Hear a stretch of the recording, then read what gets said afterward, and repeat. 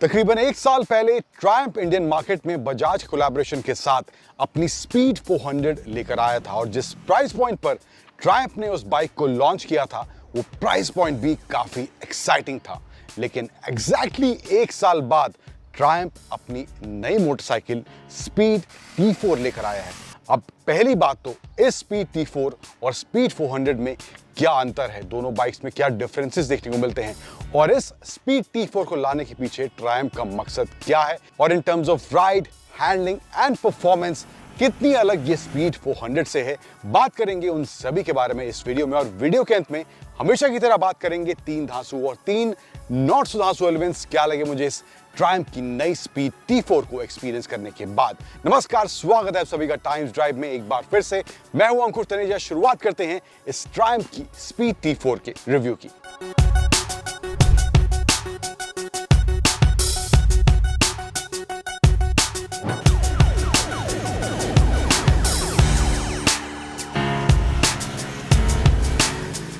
अब कुछ दिनों पहले ट्रायम्फ अपनी जब ये स्पीड T4 को लेकर आया था, इसकी अनाउंसमेंट की गई थी, तो बहुत से लोगों को लग रहा था कि ये जो है स्पीड 400 का एक बेस वेरिएंट है, लेकिन वैसा बिल्कुल भी नहीं है क्योंकि इस बाइक में जो है स्पीड 400 के मुकाबले काफ़ी ज़्यादा चेंजेस हैं।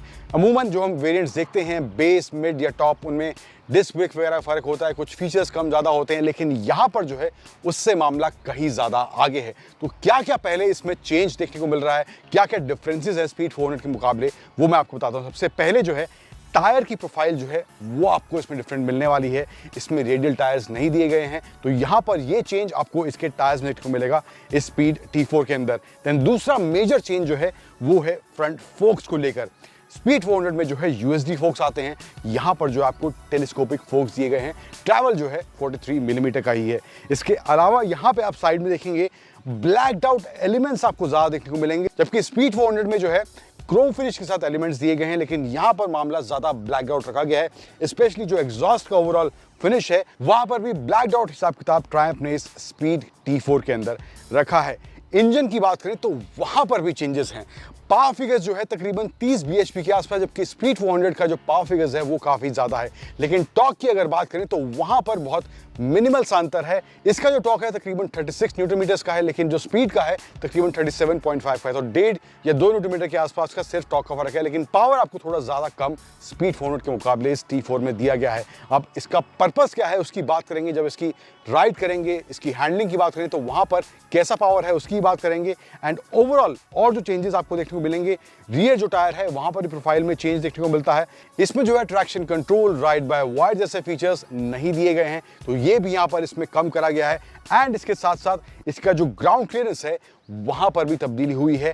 इसका जो व्हील बेस है वो भी बड़ा है, तकरीबन 20 मिलीमीटर के आसपास इसका व्हील बेस एक्स्ट्रा है स्पीड 400 से। एंड इसकी जो ओवरऑल ग्राउंड क्लियरेंस है वो तकरीबन 4 मिलीमीटर एक्स्ट्रा है स्पीड 400 से। सीट हाइट की बात करूं तो वहां पर भी नंबर बड़ा है, कम नहीं हुआ है। 806 मिलीमीटर इसकी सीट हाइट है, जबकि स्पीड 400 की जो सीट हाइट है वो 803 मिलीमीटर की है। अब अगला अंतर जो है बहुत ही मामूली सा है, लेकिन वो वेट को लेके है। इसका जो ओवरऑल कर्व वेट है 180 किलो के आसपास है एंड स्पीड 400 का जो कर्व वेट है वो 179 केजी के आसपास है। तो 1 किलो आपको एक्स्ट्रा वेट यहाँ पर इसमें देखने को मिलेगा। ब्रेक पैड जो हैं वहां पर भी कटौती करी गई है। सिंटर्ड ब्रेक पैड्स स्पीड 400 में आते हैं, लेकिन यहां पर जो है ऑर्गेनिक ब्रेक पैड्स का इस्तेमाल करा गया है, यानी कि ब्रेक बाइट आपको उतनी शार्प देखने को नहीं मिलेगी जो स्पीड 400 में है। एंड दैट इज ऑल्सो इसका पावर वगैरह कम करा गया है, तो उनको लगता है कि उतना ज़्यादा शार्प ब्रेकिंग की रिक्वायरमेंट नहीं है, तो वहां पर भी ब्रेक पैड्स में थोड़ी कटौती आपको देखने को मिलेगी। ओवरऑल जब बात करें फिट एंड फिनिश की, स्पीड 400 में वहां पर कोई कमी देखने को नहीं मिलती थी। एंड यहां पर भी इस T4 की अगर बात करें तो फिट एंड फिनिश यहां पर भी टॉप नॉच देखने को मिल रही है। कोई कमी in terms of fit and finish यहाँ पे इस बाइक में भी देखने को नहीं मुझे मिली है। एंड ओवरऑल बात करें फीचर्स वगैरह क्या हैं, यहाँ पे आपको LED क्लस्टर मिल जाता है, फ्रंट में हेडलैम्प्स का LED ब्लिंकर्स मिल जाते हैं, टेल लाइट जो है वहाँ पर भी LED का इस्तेमाल करा गया है, end of course rear indicators भी LED ऑफ कोर्स आपको मिलने वाले हैं। अब अगले जो कुछ बदलाव हैं वो है इसकी सीट को लेकर। तो कुशनिंग भी जो है, जो रियर पिलियन राइडर है वहां पर भी कुशनिंग थोड़ी बेटर करी गई है, ऐसा ट्रायम्फ का कहना है। इस स्पीड T4 के अंदर जो हैंडल बार है वो भी एल्यूमिनियम के बजाय अब स्टील का यहाँ पे देखने को मिलता है, तो ये भी एक चेंज है। क्लस्टर वगैरह की बात करूँ तो वहाँ पर कोई चेंज नहीं है, same part digital part analog आपको क्लस्टर इसमें देखने को मिलने वाला है, जहाँ पर आपको एनालॉग इसमें स्पीडोमीटर दिया गया है। उसके अलावा जो बाकी सब इंफॉर्मेशन है, टैकोमीटर है, टाइम है, फ्यूल गेज है और साइड इंडिकेटर वगैरह है, ये सब आपको उसके डिजिटल नेगेटिव डिस्प्ले में देखने को मिलेगा। तो ओवरऑल जो क्लस्टर है वहाँ पर कोई चेंज नहीं किया गया है। इसके अलावा यहाँ पर आपको एक USB चार्जिंग स्लॉट भी देखने को मिल जाता है इसके राइट साइड में जो इधर दिया गया है। तो ये कुछ मेजर चेंजेस अगर बात करें स्पीड T4 और स्पीड 400 को आमने सामने अगर रखते हैं तो ये कुछ चेंजेस डिफरेंसेस देखने को मिलते हैं।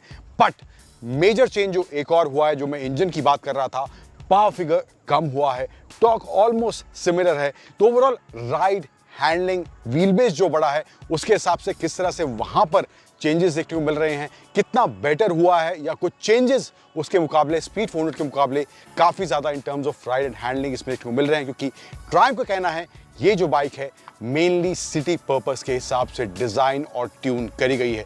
तो ओवरऑल सिटी कम्यूट कैसा है, थोड़ा बहुत हाईवे पर भी चलाएंगे, किस तरह का ओवरऑल परफॉर्मेंस, राइड और हैंडलिंग इस स्पीड T4 का देखने को मिल रहा है, अब बात करते हैं उसकी।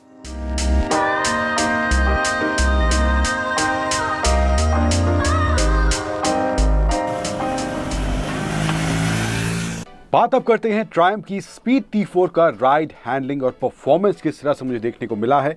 तो शुरुआत परफॉर्मेंस से करते हैं। अब आंकड़ों की बात करें, जो पावर इसका इंजन जनरेट करता है, जो कि स्पीड 400 से थोड़ा कम है, तकरीबन 30 bhp के आसपास का पावर जनरेट करता है इसका इंजन। एंड मैक्स टॉर्क जो जनरेट करता है वो है 36 न्यूटन मीटर्स का 6 स्पीड का गियर बॉक्स में दिया गया है। अब पावर जो है तकरीबन 9 bhp के आसपास कम है अगर स्पीड 400 से डायरेक्टली कंपेयर करते हैं। लेकिन वहीं दूसरी तरफ रॉयल एनफील्ड की हंटर 350 के सामने इसको रखते हैं तो वहां पर जो है पावर इसका उससे काफी बेहतर देखने को मिलता है। टॉर्क भी काफी ज्यादा हंटर 350 के मुकाबले ये ट्रायम्फ की स्पीड T4 जनरेट करती है। और डायरेक्ट कंपटीशन भी ट्रायम्फ जो स्पीड T4 का कर रहा है वो रॉयल एनफील्ड की हंटर 350 से ही कर रहा है। सो उस मामले में पावर और टॉर्क जो है हंटर 350 से काफी बेहतर स्पीड T4 का देखने को मिलता है। लेकिन ओवरऑल पर्टिकुलरली स्पीड T4 की बात करें तो इनिशियल जो है आपको पावर डिलीवरी बहुत ज़्यादा रेव हैप्पी या कहें कि तेज-तर्रार शुरुआत में नहीं महसूस होगा, लेकिन जो मिड रेंज है वहाँ पर काफ़ी अच्छा परफॉर्मेंस देखने को मिलता है। तो परफॉर्मेंस के हिसाब से अगर इनिशियल पावर डिलीवरी की बात करें तो सिटी के हिसाब से एप्ट है, लेकिन अगर आपको हाईवे पर ज़्यादा तेज-तर्रार इनिशियल परफॉर्मेंस चाहिए तो वहाँ पे स्पीड 400 आपके लिए ज़्यादा बेहतर होगी। टॉर्क की बात करें तो काफ़ी अच्छा है, शुरुआत से ही काफ़ी अच्छा देखने को मिलता है। एंड ओवरऑल अगर आपका कम्यूट जो है सिटी के हिसाब से ज़्यादा है और थोड़ा बहुत हाईवे पर आप कम्यूट करते हैं तो उस हिसाब से मुझे लगता है परफॉर्मेंस जो है इस इंजन का एप्ट देखने को मिलता है। अब कुछ हार्डवेयर की बात करें जहां पर ब्रेकिंग और इसमें सस्पेंशन सेटअप दिया गया है वहां पर भी तब्दीली हुई है। फ्रंट में जो है टेलीस्कोपिक फोक्स दिए गए हैं, रियर में जो मोनोशॉक है वहां पर भी थोड़े चेंजेस करे गए हैं। बट ओवरऑल जो सेटिंग सस्पेंशन सेटअप की वो काफी अच्छी मुझे देखने को मिली है। जो स्पीड बम्प्स आते हैं, पॉट होल्स आते हैं, एब्जॉर्प्शन पावर काफी अच्छा है, चाहे स्लो स्पीड पे है या थोड़ी तेज रफ्तार में भी अगर आप बाइक को चला रहे हैं तो वहां पर जो है सस्पेंशन सेटअप काफी अच्छे से काम करता हुआ दिखाई देता है। एंड जो इसकी सीट्स हैं उनकी कुशनिंग भी बेहतर देखने को मिलती है। लेकिन थोड़ी सी सीट को लेकर मुझे शिकायत है, राइडर का जो सीट है वहां पर थोड़ी सी विड्थ मुझे लगता है बेटर हो सकती थी, ताकि बेटर सपोर्ट राइड के दौरान, स्पेशली अगर आप थोड़े लंबे टाइम के लिए बाइक को चला रहे हैं तो वहां पर थोड़ी एक्स्ट्रा विड्थ होने की वजह से सीट का सपोर्ट थोड़ा बेटर आपको राइड के दौरान जरूर महसूस होता। तो ये एक छोटा सा part in terms of seat मुझे लगा जहां पर मुझे लगता है थोड़ी सी इंप्रूवमेंट की गुंजाइश अभी भी है। इसके अलावा गियर बॉक्स की बात करें तो वहां पर भी एक आध बार मुझे फॉल्स गियर वाला इशू हुआ, नॉट एवरी टाइम बट एक बार हुआ, मे बी वो यूनिट स्पेसिफिक हो। तो ये भी एक छोटा सा इशू मुझे इसकी राइड के दौरान देखने को मिला इस ट्रायम्फ की स्पीड T4 के अंदर। अब राइड और हैंडलिंग पर आते हैं तो बाइक काफी स्टेबल और सड़क से सटकर चलने वाली महसूस होती है। हैंडलिंग के हिसाब से बात करें, मैन्यूवरिंग जो है वो भी काफी इजी है, वहां पर भी कोई दिक्कत, अगर आप तेज रफ्तार में भी हैं, धीमी रफ्तार में भी अगर आप बाइक को ट्रैफिक में चला रहे हैं तो वहां पर भी मैन्यूवरिंग को लेकर, हैंडलिंग को लेकर कोई इशू मुझे ट्रायम्फ की स्पीड T4 में देखने को नहीं मिला है। हालांकि 1 kg के आसपास इसका वेट बढ़ा है अगर स्पीड 400 से कंपेयर करें, बट ओवरऑल राइड और हैंडलिंग की बात करें तो वहां पर भी बाइक मुझे सॉर्टेड देखने को मिली है। अब बात करते हैं धांसू और नॉट धांसू एलिमेंट्स क्या लगे मुझे इस स्पीड T4 को एक्सपीरियंस करने के बाद। तो पहले बात करते हैं नॉट धांसू एलिमेंट्स की। इसमें से पहला है वाइब्रेशंस को लेकर।